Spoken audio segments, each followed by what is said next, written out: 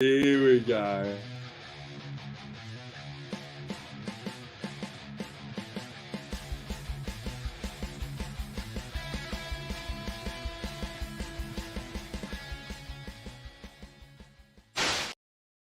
Hey, what is going on, you dead set legends? And welcome to the Ready Bang, the number one arm wrestling interactive podcast in the world.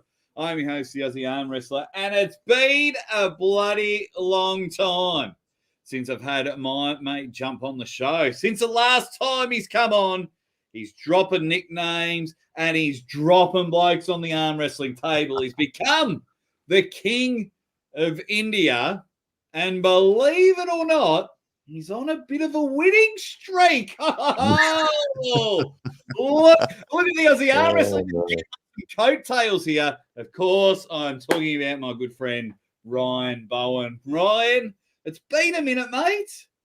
How are you, brother? It has been a while, and it's so much has changed since we've last been pulling. Like you said, a winning streak that's almost unheard of for me at the moment in the last couple of years, anyway. But we are there. We're on the streak, and man, it's just fun to. I love catching up with you, man. Whether it's through a digital screen like this, or where usually it's somewhere overseas, but we eventually catch up. A different continent. It's like, for those that don't know, it's a 3-hour plane ride between Ryan and I. And it's like, oh, cool, Ryan. What are you doing? How's your Christmas? Yeah, awesome. I'm just going to fly 24 hours and I'll catch up with you and Joe then. Yeah. That's quite literally happening in a week's time. Like we will see each other. we're both off to knuckles up, and I'll say hi to some people in the chat in a moment.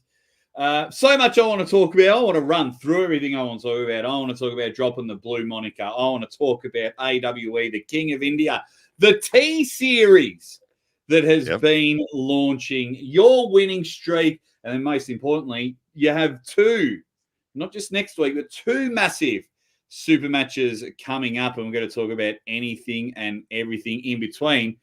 I just want to talk to Niagara Slammers here. Not only is he in the chat, and he's been a member for 21 months with a Ready Bang. Solid. He's just bloody dropped a super sticker. Huge. Yeah. He's done the triple. Very impressive. He was the originator, Niagara Slammers, of gifting memberships on channels. Very nice. So he did it on my channel once, and then suddenly it just opened a whole can of worms. It's Niagara Slammers has been one huge supporter, so I really appreciate it. Kazi's in there, and he's like, Ryan Bowen's been kicking ass, taking names. He's been doing it. He's been doing a lot now, which is good. We've got a poll going. Ryan, mate, where do we start? Let's start with India. Once again, the Ryan Bowen curse was in full effect. You're like, hey, let's hit the Indian market. Beautiful. We'll get Rahul Panika to come over and pull. Gets injured in Pro Punja League. No worries. We'll get a replacement, the guy that beat him. We'll get Mazahir to come over so you can become the King of India. They couldn't get their visas, so you took it. Yeah, man. It was absolutely classic sort of Ryan Bowen curse with stuff, visas, every one of them, one by the other. It's just I'd get the notification on the email from the customs department or whatever it is, and just saying denied. And then so we had no luck there at all. But there'd been so much build up for the match for myself and Mazahir through social media. Like my Instagram had gone from 20,000 to 55,000 in the build up to this match. And it was, if I look at my stats, it was 90% Indians that were the new followers. So this was all on the back of this interest for this match, and so I couldn't just let this one go. And so I was like, no, I'm going to India. I don't care. I'll arm wrestle you in the street if I have to. We're going to India. But we were very blessed that the Pro Panja guys, Pavan and Priti, they actually supported the event. They got behind it. They said, let's not just have it in the street. That's not going to do it justice. Let's have an event. And to be honest, man, they blew my mind with what they put on. I can't believe how significant Indian arm wrestling is in terms of just the raw numbers of athletes over there and how much they love the sport. When we arrived, we were greeted with about 600 people in a room, music, drums, fanfare, like we were royalty walking in. And I'm like, I'd just literally come from a 16-hour flight I then spent 6 hours in a cab to get to this little country town. It was 6 literally, hours. I thought it was going to be 2.5 hours. It was 6 hours. We didn't know that till the clock went by. But 6 hours drive south from Delhi in a cab, and then I arrived. I'm like jet lagged. I'm like tired as anything. I haven't showered. I haven't done anything. But they greeted us like royalty. I rolled in with my suitcase, and then half an hour later, I had it ready to go. So, but they greeted us. It was so amazing. Like, and when I asked the promoters there, I said, "How far and wide have these people come from to be here? All these 600?" And they said, "Oh, no, this is just the local club." And I'm like, "Oh my goodness, the local club has this many people in it." It was crazy. So Indian arm wrestling, the experience was amazing, and the match itself was pretty damn full on too. So we got the job done there. Right. And we'll talk about that match in a moment. Just going to take a sidetrack here. Big shout out to Stizzy BK. On Christmas Day at 3:30, he said his final goodbyes to his dog son, Mr. Ruckus. He was 18 years old. I'm 29, and he was with me since I was 11. I am destroyed. Stizzy, not many people understand it. I get it. My dog Zeus, he is tattooed on my leg. I call him my son. I'm a huge dog guy. So, Stizzy, from the bottom of my heart, mate, I hope you are doing well. Reach out to me on Instagram or something like that on the days that you're struggling. I'm a huge, huge dog guy. And, yeah, I'm very lucky because my dog will never The best die. thing about dogs is that they reflect every human emotion that there is. Like, they do it all. They express themselves. They have a face for every face that we have. And that's what makes us love dogs. Now, I grew up with dogs as well. I grew up on a farm, and dogs were part of my childhood. It's been a while since I've had a dog, but I had dogs every day. My childhood was the best thing. So yeah, yeah. Sorry to hear this, Stizzy. Not the best Christmas for you, mate. But yeah, my boy Zeus, I'll make sure I give him an extra hug and a kiss, and he also gets an elbow drop. He absolutely cops it. Don't worry about that. And I'll give him an extra one for you, Stizzy. Rest in peace, Mr. Ruckus.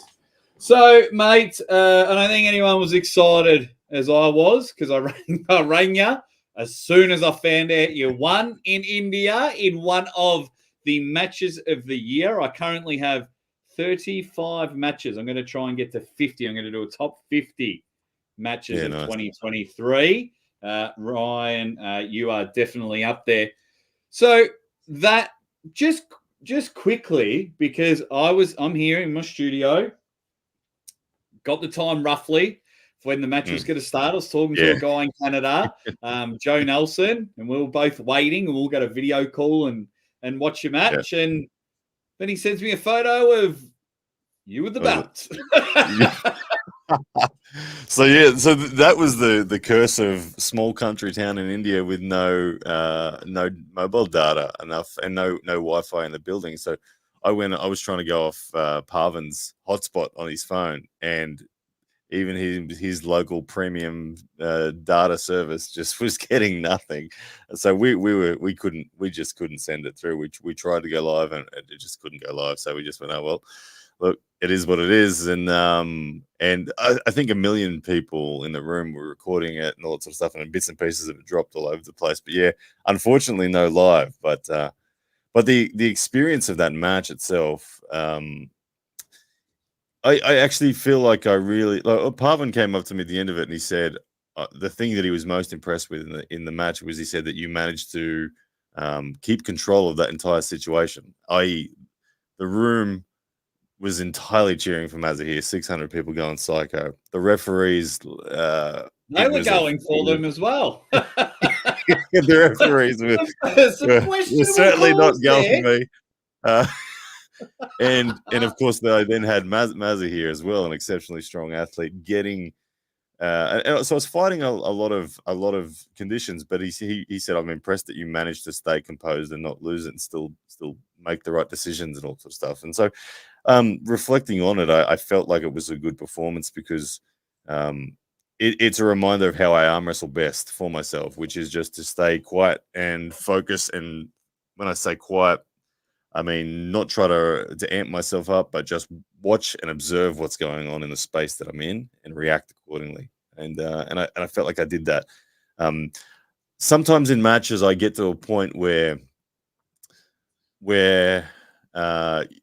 you know you're going to win or you know you're going to lose. And I felt certainty from round 2. As soon as round 2 happened, I thought I will win today, and I never doubted that. Even though it went down to the wire, I always felt like, okay, that's fine. Look, I'll just do this on the next round. I'll just fix it up here, just fix it up there.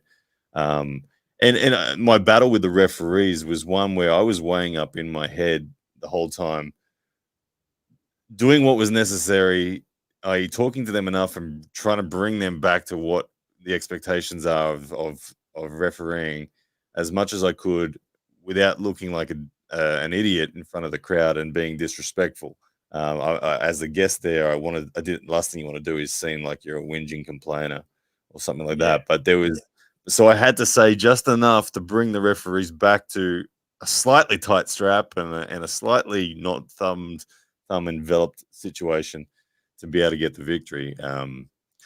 But I feel like had that match have been in Australia, if I'm truly honest, and I don't mean it in any disrespect to Mazza here because he's got a huge amount of strength, but I feel like had those straps have just been tied on by anyone that makes them tight, it would have been, I think, a 4-0. No, 3-1. I would have lost the first round. I think he surprised me when I tried the top roll. His top roll was amazing. That's his best weapon. Is he has this obscure style of top roll that is so good at denying other top rollers. But he's missing the side pressure once he's got it, and the transitions to press and all that. But we had a ball afterwards at the after pulling, showing him all those moves, and I know that he's working on them hard now. So if I ever face him again, he's going to have that transition ready. Oh man, it was a great match. It was definitely a great match. Hey, Jim Beach, we're going to talk about the Ron Bath match a little later on in the program. Stay tuned. I know it's a bit late where you are, and you are probably having a poo, so we'll get in there. What is Ryan's confidence level now since he was dealing with the back issues? You're on Jason the internet Miller asking for Dr. Google, and Jason, carrying Australia on your back, and it's starting to wear off. I'm looking forward to seeing Jason next week. Big match against Tom Holland. I think that's my match of the day. The one that I'm that's most going to steal the show. So Jason, my confidence level since my back is, I would say it's uninterrupted. No, I don't feel any less confident than in my arm wrestling ability than I did prior. And I say that because I've actually been managing my back issue since 2007. It just ebbs and flows in terms of how intense it was, and it just got really intense the other day. Intense enough that it warranted me to go and get it scanned to see if something had changed in there. And the discs were herniated and they were compressing on the spine and all those sorts of things. So there was confirmation that the pain I was feeling, there was reason for it. But I went back and saw my physio that I've seen over the last decade, who's helped me with this, and he's like a magic wand. What he did, he just set me back on the path that fixes me, and just reminded me of the things I need to do, and just did some manual therapy on me. And we really treated the back injury as a symptom rather than a cause. And when we took that approach, it's really starting to come good quickly again. And I feel perfectly fine for the day. That at Knuckles Up 2, you might see me limp a little bit after the match, but no, nothing. Especially when the adrenaline gets up, then no inhibition in there at all. Yeah, Jason, there's a term in Australia. He's being very modest. It's called shagger's back. I think he's just enjoying his time with his wife too much, and he's just pulled up a bit sore. That's what I think it is with the lovely Joe. So he hasn't been lifting heavy weights. He's just been a very happy man. That's what's happening. Ina types in there and says, can't wait to meet you guys next week at Knuckles Up. Can't wait to meet you either, my man. I'm sure you're more excited to meet Ryan than me, but that is okay. It's going to be fun. We're on a pathway for like the Battle of Asia between you and Schoolboy, because you've just conquered India. Now you've got a chance. We'll talk about the match to conquer South Korea. Schoolboy's over there. I think he's beaten Thailand and Malaysia and I think one other country. So I reckon. And his last match was actually against the Korean super heavyweight. Now this is the little argument that goes on about in the background of who genuinely is the number one in Korea. Now, from my little history lesson that I've watched, okay, so my opponent, Baek Seong Yeol, actually beat the guy that Schoolboy just beat the last time they faced, which was 3 months ago. But the word on the street was that the super heavyweight hurt himself in the match. But anyway, so my dude did beat that guy last time they faced some 3 months ago, and also Baek Seong Yeol, he was the number one. He has been the number one in Korea for the last 8 years. So this new super heavyweight is right there with him. But yeah, Baek Seong Yeol is described by people who know him in Korea by SK Seong Kook Park, who's a Brisbane-based Korean arm wrestler. He knows him personally. He was coached. He was actually taught to arm wrestle by Baek Seong Yeol. He said that Baek Seong Yeol is definitely he's the father of arm wrestling in Korea. He is the reason that arm wrestling exists in Korea. He's been the tip of the spear, to use the Devin Larratt term, for the Korean arm wrestlers. Well, there's a new daddy in town.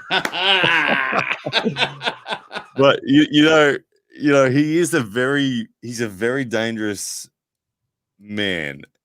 He's dangerous because physically he falls into all the categories that usually make me confident, which means someone slightly shorter than me, someone with a slightly smaller hand than me. That's always the style that I think, I'm comfortable against that style. But he's also really refined. And this is where it starts to get dangerous. He's got a lot of match readiness. He's very active in the sport. He pulls every few weeks, almost, it feels like, over the last 6 months. He's traveling around. He just won the Indonesian overalls that comp that was on there. Had some decent money on the table. He just won that in his weight category and the overalls. And I know that he's hardened to the sport. If there was one attribute about this man that I really admire, it's that he has side pressure that is it just doesn't die. He's like the Todd Hutchins of South Korea. That's exactly how he pulls. He doesn't care if his wrist goes.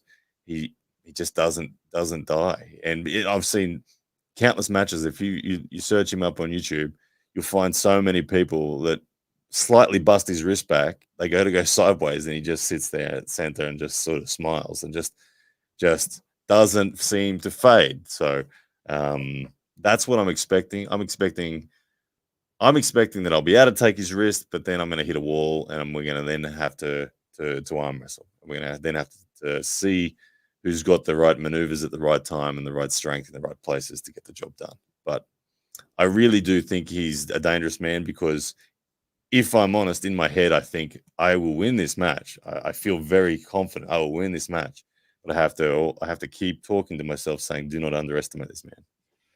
Yeah, it's going to be very interesting. I quite enjoy the trajectory. Of course, being your mate, follow your career closely, and I want you to do well.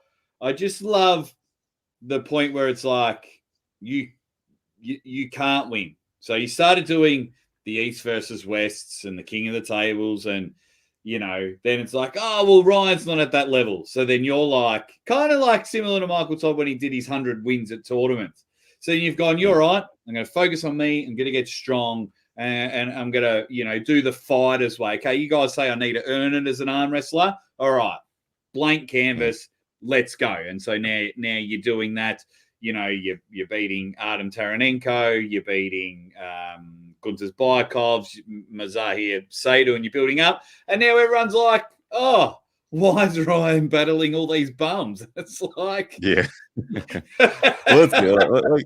I one of the things that I've I guess it's a life lesson that we're probably everyone's probably working on this in their life is the ability to just discern when it's time to just not say anything at all and when it's time to bite back and respond it.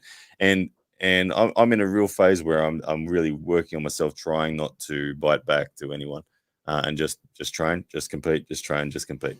And people can say what they want about my opponent's relativity. Like we'll certainly see plenty of comments that if I pull someone, like you'll see, I'm sure you can predict that this comments where Ryan pulled someone lighter than him again on this one, even though it's only going to be about 4 kilos. It'll be Ryan pulling someone lighter than me again. On this one, you'll see, that Gunter's Baikov's a bum, all these kind of things. You'll see all these opinions, and there's a temptation always to respond, but I'm finding and learning slowly that it's better just to not care. I live by the moniker. I live by the moniker that the higher road has less traffic. And as much as sometimes we just absolutely want to tee off on everybody, we're in a position where we're at for not. Yeah, and that's it. Like I've got nothing but respect for my next opponent. Gunter's Baikov was the scariest opponent that I've ever had, to be honest. Even though I won really dominantly, I was more nervous going to that match in terms of as an arm wrestler, thinking what I was up against. I was more nervous that match than any match I've had. Mazza here as well. Like his brute level of strength was phenomenal. It really threw me off how strong his back pressure was. People can call them bums and do whatever they want. It's nonsense, but yeah. But you can only beat who's in front of you. And now we've got King of South Korea, the father of South Korea, in front of you. So what else can you do? What, not take matches? If people are going to fly you and your wife to 15 minutes from New York, Times Square, it really is, mate. You're 15 minutes from Times Square. The hotel's nice.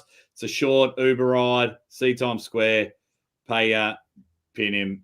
It's brilliant. Thank you, Niagara Slammers. You've just dunked on us again. So I've done a poll because you are a superstar, Niagara Slammers. Thank you so much for your ongoing support.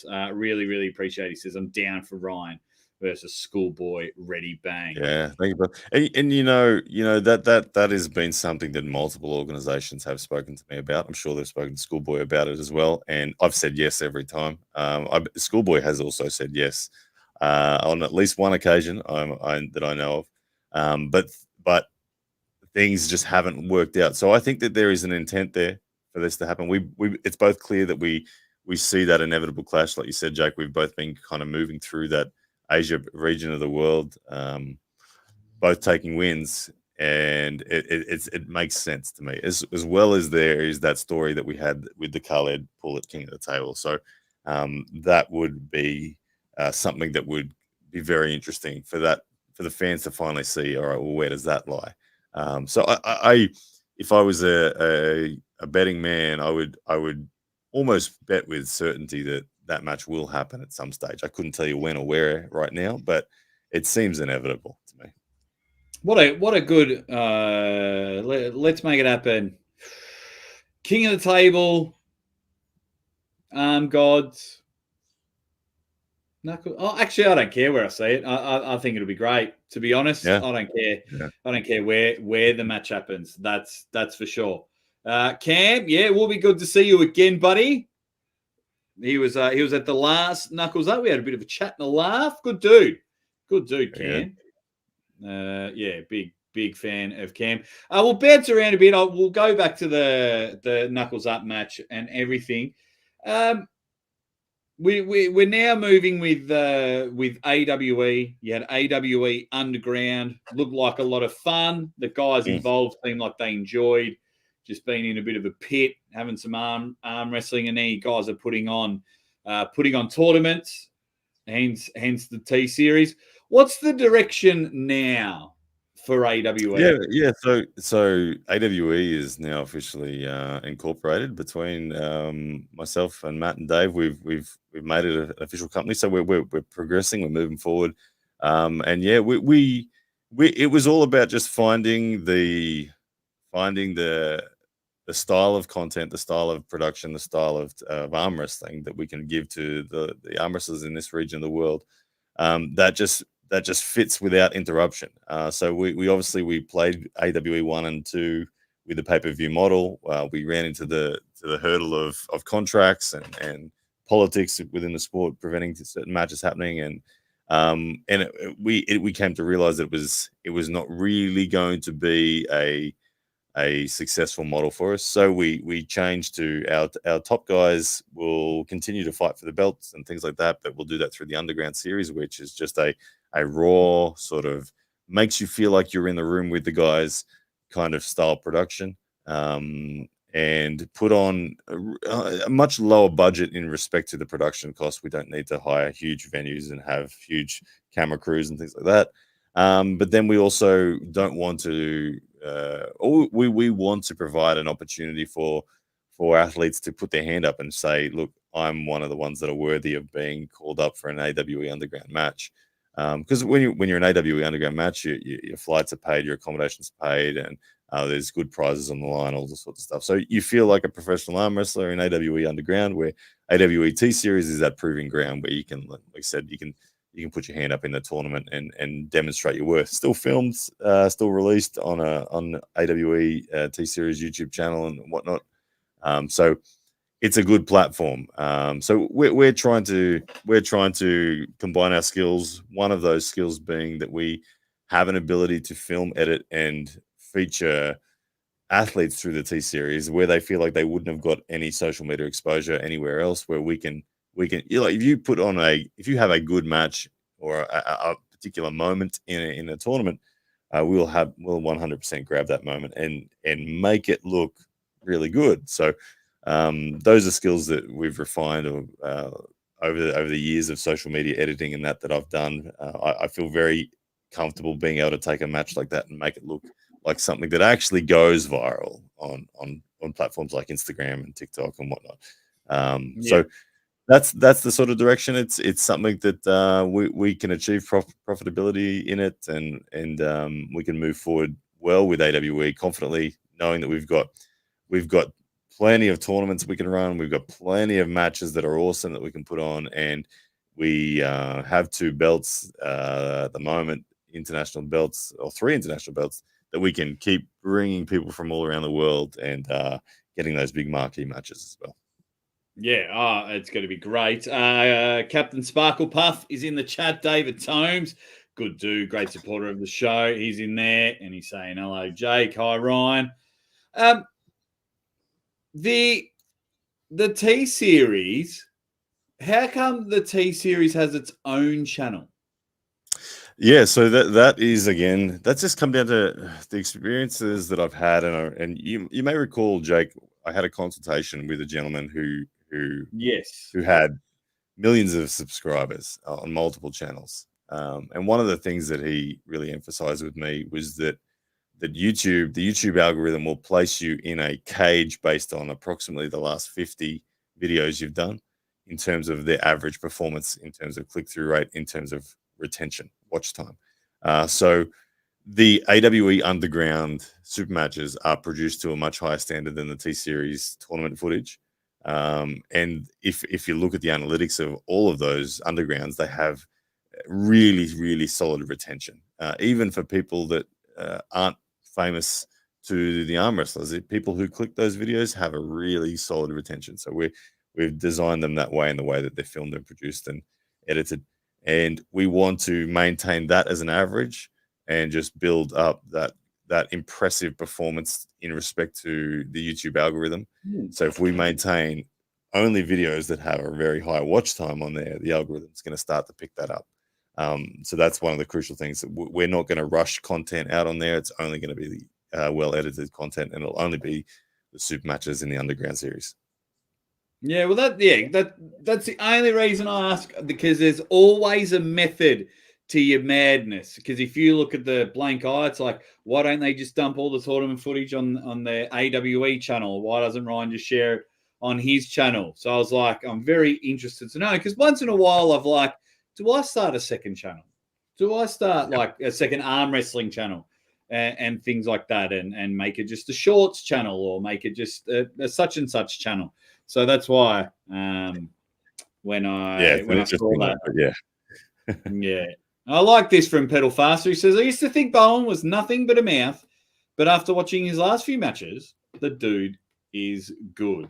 There's something about us Australians, Ryan. We appear not to make the best impressions.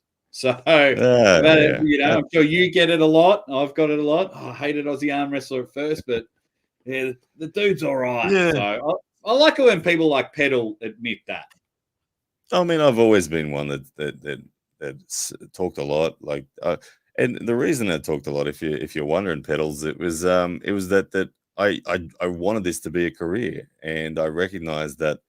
Like very early on, I've been doing the YouTube game for 11 years now. I recognized that arm wrestling itself didn't have the prize money and things like that to make it a career, and I had to make a social media presence. And my main objective when I started was to document my story, and part of documenting my story was to share with people what my dreams were, what my goals were, and what my processes were.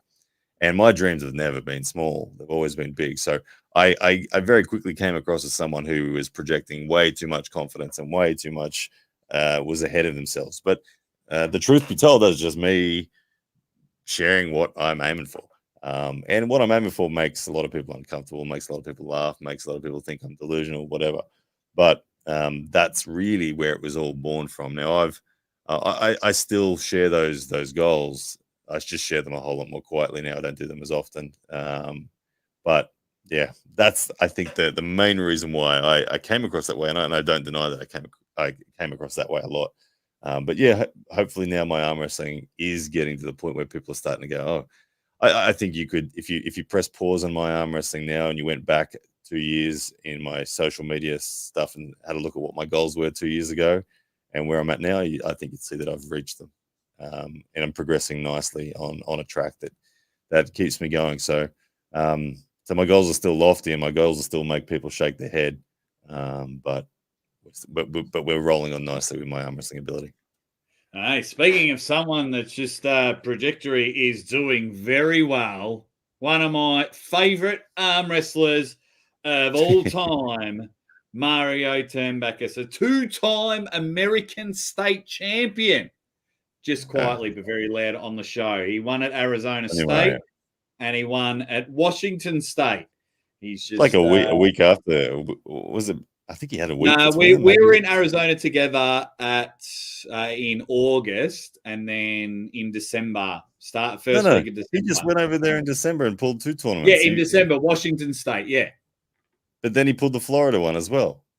Oh, yeah, pulled to Florida and took it there. Three-time state champion, 2 in a week, because that's my man, Mario Turnbuckis. Sorry, Mario, I'm bloody pumping your tires and not giving you the full credentials.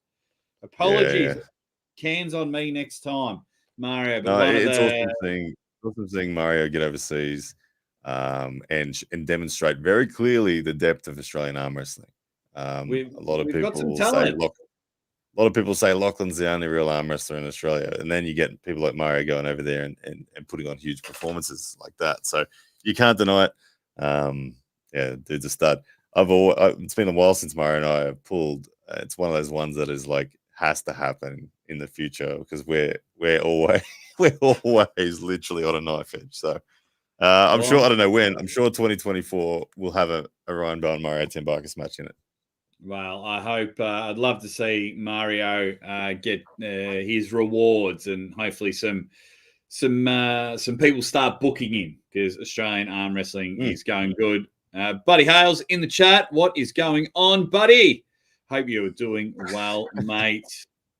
Go crush this guy, Ryan. Well, speaking of knuckles uppers, I got very excited because Arm Gods booked you in March.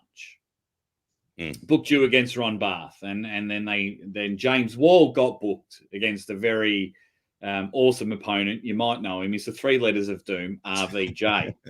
And we're all pretty pumped for that. But now going to be in the same room. My question being that you guys are going to be in the same room. So we're going to do a press conference at Knuckles Up because RVJ is pulling Brandon Allen. Is there anything to get excited about? Like, it's been a long time since we've heard like your names mentioned together. I think RVJ put it fairly well. We happened to share the airtime a little bit on Paul Italia's show a couple of weeks ago, and Paul was really sort of salivating at the idea of us being on a podcast together, expecting an argument, expecting some fireworks. And RVJ, the first thing RVJ said was something to the effect of, "Look, that was probably that was 2-3 years ago, and that was like us being teenagers, and we're now 30-year-old men. There's not that heat between us. There's much more maturity in the way that we approach each other." And he said, and besides the fact Ryan's actually become strong since then, I actually respect him on a level as an athlete now. So there might actually be an interesting match. He said, "Let's be honest, Ryan." And he did say this to me, and I agreed. He said, "Look, had we had a match 2 years ago, I would have friggin' smoked you." And I said, "Yeah, I think you probably would have." But I like to jump in the deep end. We're now there's an actual realistic match, and RVJ himself is actually willing to accept that. So I don't know that there's I can't even predict what the mood will be between RVJ and I. I think it will be one of respect, but there will be an edginess there still. There will be an edginess of like, we both need to know. And I think that this opportunity, whether we grip up or not, whether we get an opportunity to touch hands, it might only take touching hands for 3 seconds for us both to be like, "Oh, it's on. It's definitely happening, and it's on." So look, I expect edginess. I expect us to be looking at each other very, very closely in respect to sizing each other up, knowing where your confidence level would be at if we were to be facing off. It's not going to be happening, obviously, at this event at Knuckles Up, but I know that there are multiple. Is there a surprise bonus match at Valhalla at Arm Gods in March? Are we going to get a surprise bonus match? There are multiple. Yeah, look, Knuckles Up. I'm sure that they've expressed that they would love that match in the future. Arm Gods, obviously, the same thing. We're going to be in the same room again.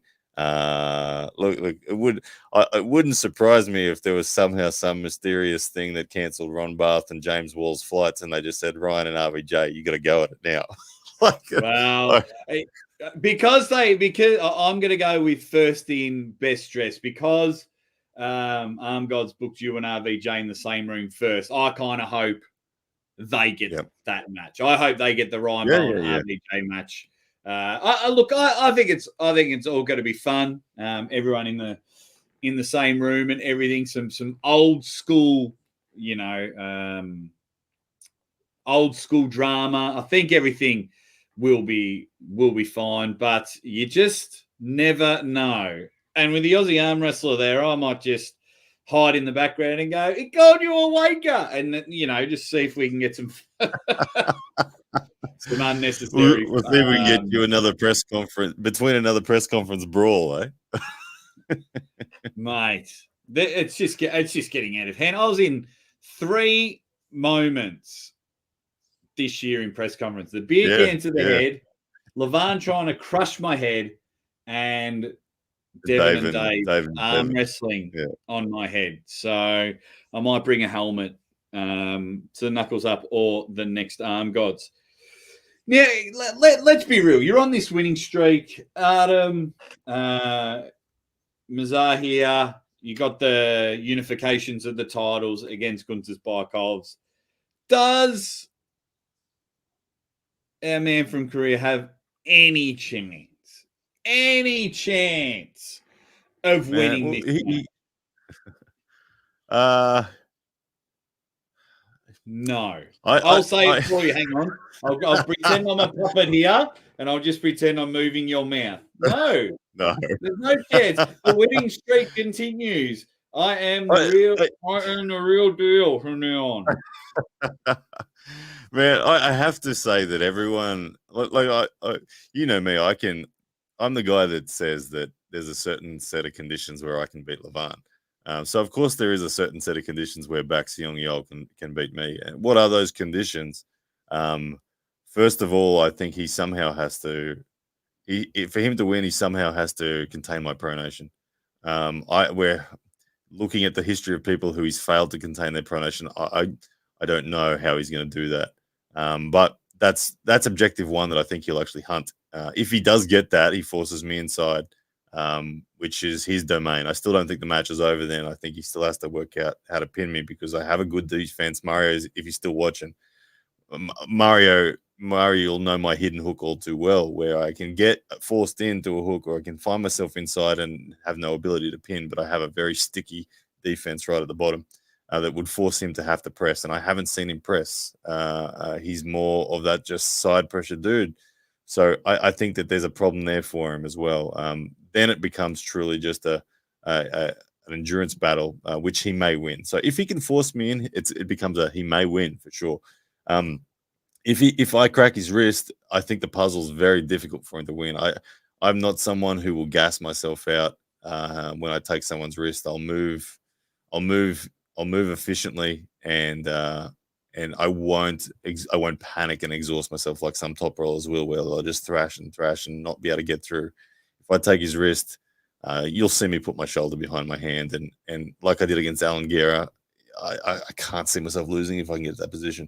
So I see all the shapes that he's going to try to use in my mind, and I'm aware of the threat of those. The only shock will be to me is if he's just stronger than I can imagine. At the end of the day, I got to respect his commitment to the sport. He's the man in Korea, so he might bring out an amazing performance.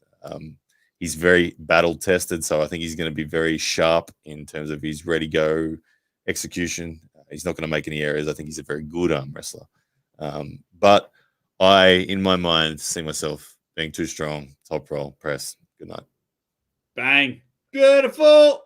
And then I'll come up with my smug look, my purple tie, and I'll just stick the microphone in you, say, we're back here again, buddy.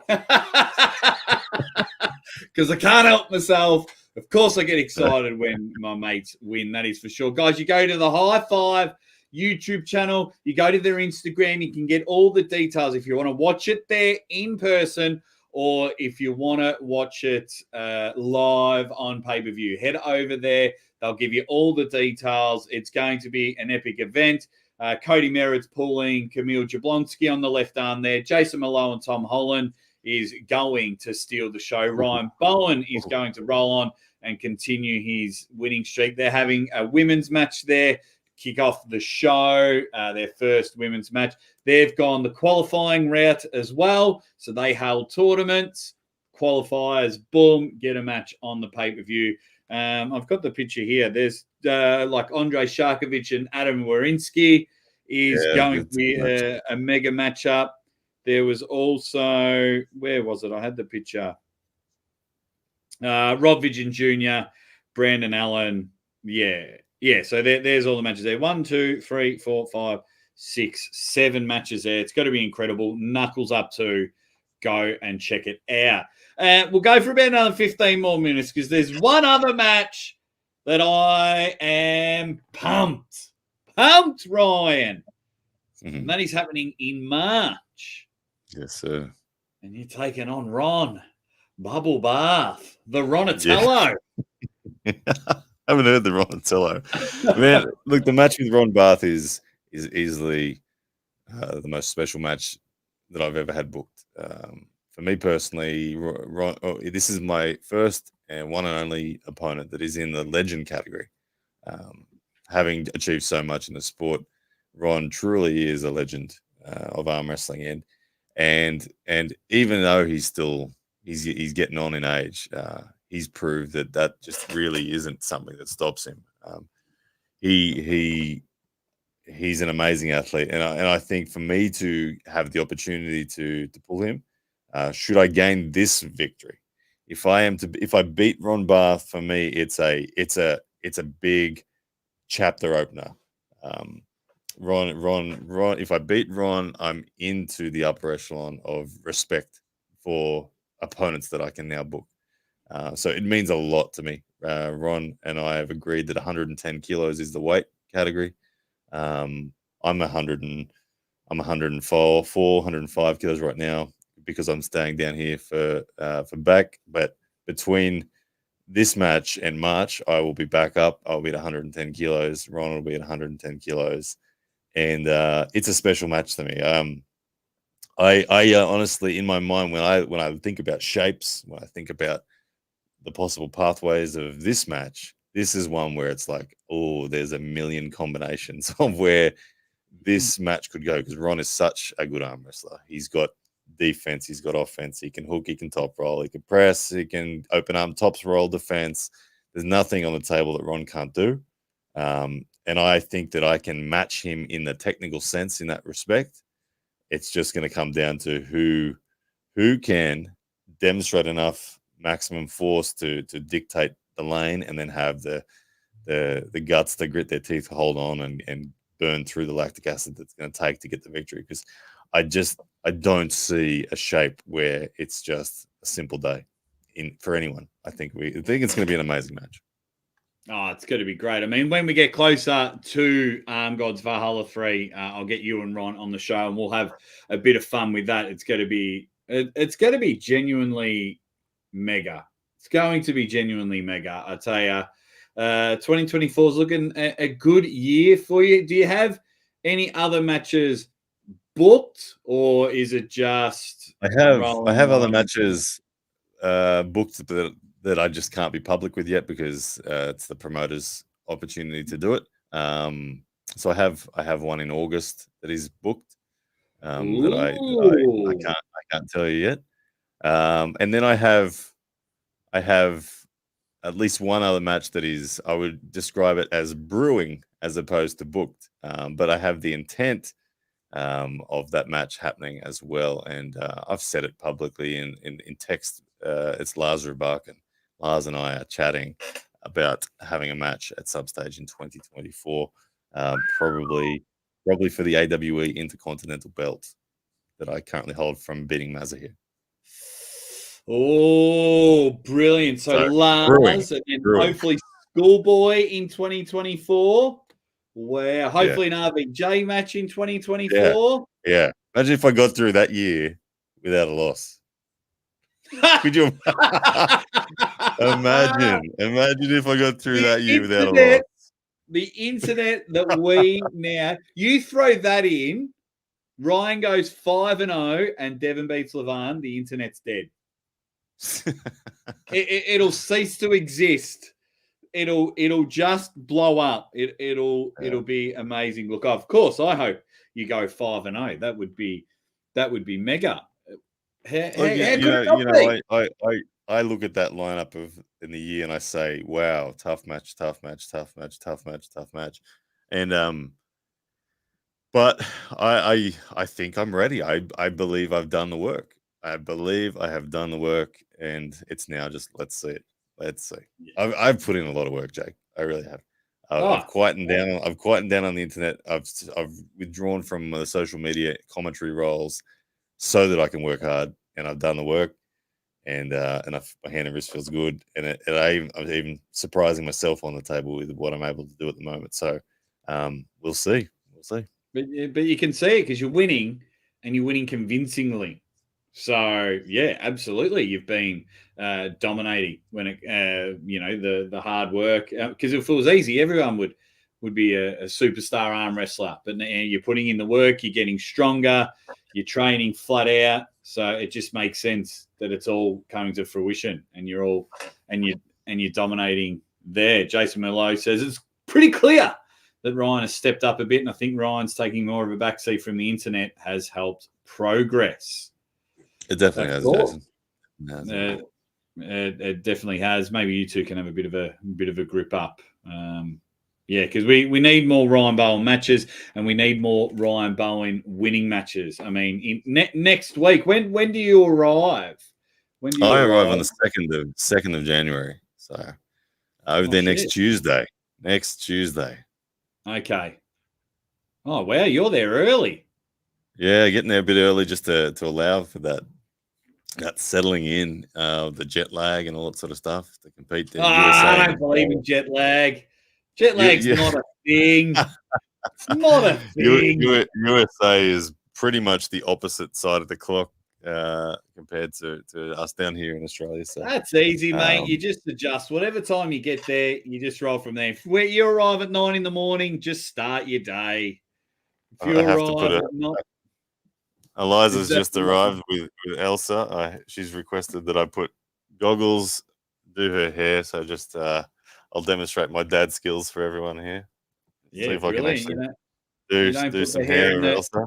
the hair in the vacuum cleaner, Yeah, and then put the tie. I've seen yeah, Eliza. Ponytail done. There we go, ponytail.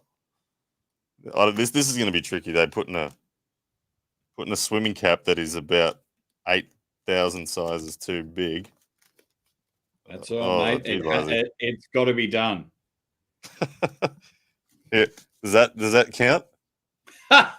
Looks like an ultimate wedgie. There you go, Lizy. How's that? Looks like something out of some sort of WWE day. Oh, and then, there we go, Lizy. We got something going. Hey, how times are ready? That's something from Mad Max. That is brilliant, guys. If you've got any final questions, drop them in the comments now. Otherwise, we'll wrap up. I've had Ryan more than enough time, and then in just not that long now, we'll be on a plane heading over, and we'll be hanging out in New Jersey / New York. The hotel's really nice.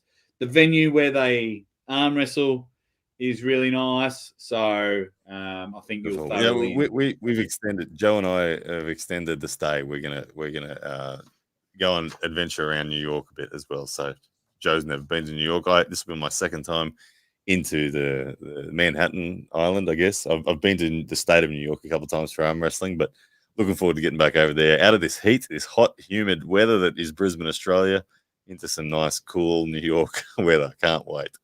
Come on, mate. Australian summers are the best. They're the best. So I'm not looking forward to it. I can't. I'm sweating way too much at the moment. So, yeah. So just quickly, we got here Ryan's Travis versus Ernie's prediction. They look to be battling on the left arm. Look, I love that match. I love that if Travis is genuinely coming back for April next year, that I believe Travis is of that caliber that he can wake himself up and pretty much be back at the top level. So I think it's a match. I don't think it's a one-sided thing at all. And look, if Travis does return to top form, Travis for me is the favorite. I witnessed this in 2018. I hung out with Travis in doing tournaments up and down the east coast of USA. He was couch Travis at the time, right? He got given a $30,000 match against the WAF world champion at the time, Georgi Svetkov, in Moldova. Travis accepted that match, had 2 months to prepare. We went over to Moldova. I was there with him, and he whacked Georgi Svetkov like he was nothing, left-handed. So Travis can wake himself up and get back to big Travis. I don't know if that's still the case, but given the nature of this sport being that age is not really a barrier, we've got countless examples of that being proof. I think that Travis can wake himself up, and we just know that he is of that caliber where he can be at the genuine top in the world. So I think if Hermes Gasparini takes him lightly, he's taking a very big risk. Yeah, for me, I sit there and go, yeah, I mean, the level of arm wrestling's lifted so much for him to just come back and go against Hermes, who's awesome. But then we saw John Brzenk have a few years off and go straight back to number one, whacking everybody. So yeah, and Travis has got that whack. I hope for the sport he does, because if Travis did come back and Travis did return to the top level, it would be so good for the sport. Everyone would love it. Yeah, he's such an entertainer. Oh, he's brilliant. He could tell me about the time he passed the salt to his son, and I'd be like, yeah. Holy shit. Exactly. Young man, I was at the dining table and my family were gathered around. I was telling them how great I was back in 2013. And then Tyson, that bum, he was like, Dad, can you pass me the salt? And I looked at him dead. And I'd be enthralled. And all he did was just pass his son the salt. And I'd be like, that's a good story. That's a good story. Ryan, is your left completely no training, or do you do what Devon does? My left is 1% of my right for table time. My left is 1% of my right for arm wrestling specific lifts, and my left only trains when there's a barbell involved. So bench press, pull downs, things like that, rows. So my left is untrained, and also my left is injured at the moment. I pulled in the T series at in Adelaide last a couple of weeks ago on left. Just randomly, I thought I'll get used to the referees down here by pulling the left, and I have a tear now in my common flexor. So I think that my lack of it was an evidence that I've become stronger over the last 12 months because I haven't competed on left in about 12 months. I've become stronger fundamentally, and I haven't got the adequate conditioning on my left because I just don't do anything with it. So yeah, stuff tore straight away, and I'm like, oh, okay. Yeah, when I got scanned, and there's a partial tear in the common flexors. There you go. It is done. And we'll wrap it up there. Guys, get your predictions in. I think Ryan is going to be the new king of Korea. It's going to be brilliant. Head over to the High Five Arm Wrestling, Knuckles Up. Follow them in all of their socials. Get the YouTube happening and everything there, because that's where you're going to see Ryan's first match of 2024. And you know he's going to be a busy man with it all. We wish him all the best. And Ryan, thank you so much for coming on the show. Man, it's a pleasure. Thank you for having me on, Jake, and I look forward to seeing you in the cold New York snows. Oh, man.